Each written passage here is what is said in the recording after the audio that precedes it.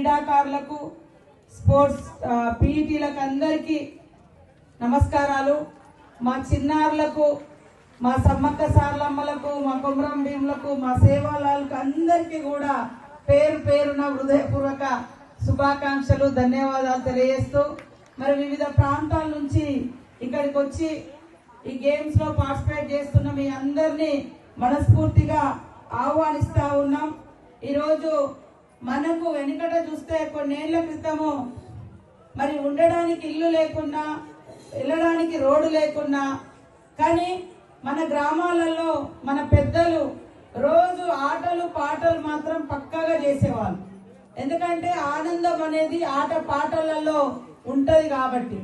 ఇప్పుడు ఆట పాటల నుంచి మీరు పోటీలకు వచ్చారు కాబట్టి ఆడేటప్పుడు ఎంత ఉల్లాసంగా ఉంటారో, పాట పాడితే ఎంత ఫ్రీగా స్వేచ్ఛగా ఉంటారో, ఆడేటప్పుడు కూడా మీ మనసు అంత ఫ్రీగా, అంత మూమెంట్ అనేది అంత ఫ్లెక్సిబుల్ గా ఉండాలి. టెన్షన్ పడద్దు. అందరు మన వాళ్ళే. ఆడేటప్పుడు ఒకరినొకరు రెస్పెక్ట్ ఇచ్చుకుంటూ, గౌరవించుకుంటూ ఆటలో ఉన్నటువంటి గొప్పతనాన్ని మనం అలవర్చుకొని మరి స్నేహపూర్వకంగా పోటీ జరగాలి. పోటీ అనేది టెన్షన్ ఇస్తుంది, ఆట అనేది ఉల్లాసాన్ని ఇస్తుంది. ఈ ఉల్లాసానికి ఈ టెన్షన్ కు మధ్య జరుగుతున్న ఆటల పోటీ ఇది, అవునా కాదా? కాబట్టి అందరూ టెన్షన్ పడకుండా బాగా ఆడాలి.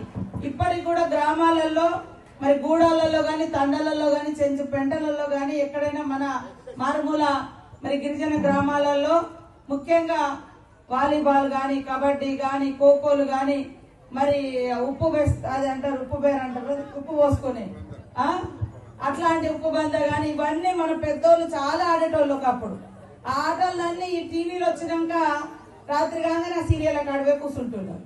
కానీ రోజు ఆడితే శరీరము యాక్టివ్ ఉంటది, తెల్లారి మళ్ళీ పొద్దున్నే మంచిగా పని చేసుకోగలుగుతారు. అట్లా వచ్చినటువంటి మన గ్రామీణ ప్రాంతాల్లో ఆటలను ఈ రోజు ఎప్పుడో ఒక 6 నెలలకో సంవత్సరానికో ఇట్లా జరుపుకుంటా ఉన్నాం.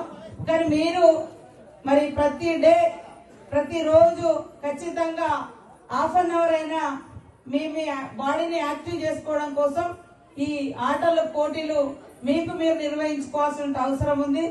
ఇలాంటి పోటీలలో కూడా మీరు అనుకున్న లక్ష్యాన్ని చేరుకుంటారు. ఆట పాటలతో పాటు చదువు కూడా చాలా అవసరం. మరి ఇప్పటికీ మనం రాష్ట్రంలో ట్రైబల్ వెల్ఫేర్ డిపార్ట్మెంట్ నుంచి మంచి రిజల్ట్ ఇస్తా ఉన్నారు మిగతా వాళ్ళకు పోటీగా.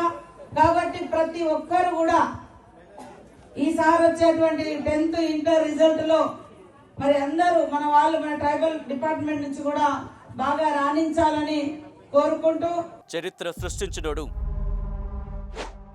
ఇప్పుడు ఆ చరిత్రని తిరగరాయబోతున్నాడు.